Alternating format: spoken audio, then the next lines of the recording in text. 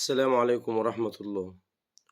قال رسول الله صلى الله عليه وسلم في حديث صحيح: من قال لأخيه يا كافر فقد باء بها أحدهما. يعني لو قلت لأخوك أنت كافر وهو الحقيقة مش كده، فهي ترجع لك أنت تاني، يبقى أنت اللي كافر. فأنت ربنا ما وكلكش في الدنيا دي عشان تقول ده مؤمن وده كافر. واعلموا أن الله يحول بين المرء وقلبه. وقال رسول الله صلى الله عليه وسلم: رب أشعث أغبر مدفوع الأبواب ولو أقسم على الله لأبره. يعني ممكن يبقى راجل منكوش الشعر وما بيستحماش زي ما انتوا بتقولوا، ولو دخل على أي باب لأي حد يطرقه يطرد، وملوش مكان في مجلس وملوش احترام وسط الناس. ولو أقسم إن ربنا سبحانه وتعالى هيفعل شيء يتم، لو أقسم على الله لأبره. فإحنا ليه يا جماعة بنعمل كده؟ ليه حاطين نفسنا جلادين وشايفين نفسنا إن إحنا صح دايما، وإن خلاص طالما اللي إحنا شايفينه ده هو الصح يبقى مفيش تاني بعد كده؟ أنت ربنا رزقك بشوية عقل وفهم، وربنا كرمك ووصلت للصح وفاهم الدنيا فيها إيه. مش لازم تعلي على الناس، مش لازم تروح تقول ده كافر وده مؤمن.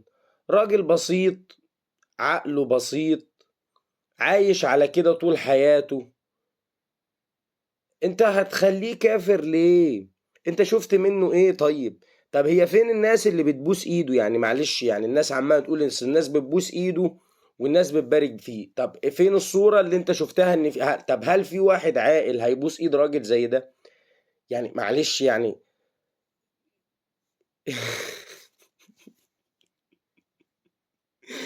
يا جماعة مش كده. ولا انتوا غيرانين يعني ان هو عايش ببلاش وان هو بتجيله فلوس من ده وبتجيله فلوس من ده؟ ولا في ايه بالظبط؟ ليه كده طيب؟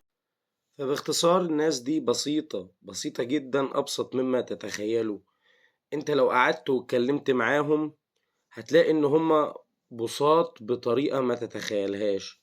طبعا انت لو قعدت واتكلمت معاهم بطريقة ان انت بتسخر منهم او كده، هما مش هيرضوا يقعدوا معاك اصلا، لان هم بيتعرضوا لده كتير. فهم دايما بيبقوا واخدين جنب، وبيبقى لهم احباب اللي هم الناس اللي هي بتحبهم وعارفاهم على ايه.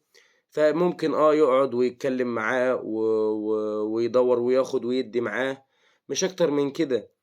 ما هواش راجل كافر. يعني ايه اللي كفره؟ ما هو الراجل يعني الطاقية على دماغه هي مكتوب عليها مدد يا رب، والتاني مكتوب على الوشاح اللي هو لابسه السيدة زينب والسيدة عيشة وأولياء الله اللي هم آل بيت النبي، يعني مش أكتر من كده. والتاني ماسك صولجان مكتوب عليه الله، وبيقول مدد يا رب برضه، حتى لو قال مدد يا سيد يا بدوي. كلام مش زي ما انتوا حاسبين. وحتى هم مش بينصبوا على حد.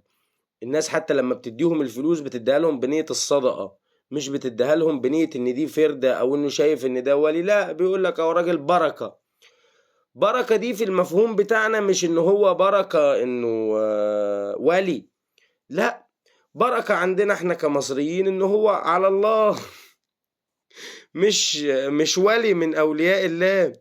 كلمة حتى هم درويش، كلمة درويش نفسها معناها، كلمة درويش أصلها تركية، معناها عقله على قده أو مخبول أو عقله بسيط.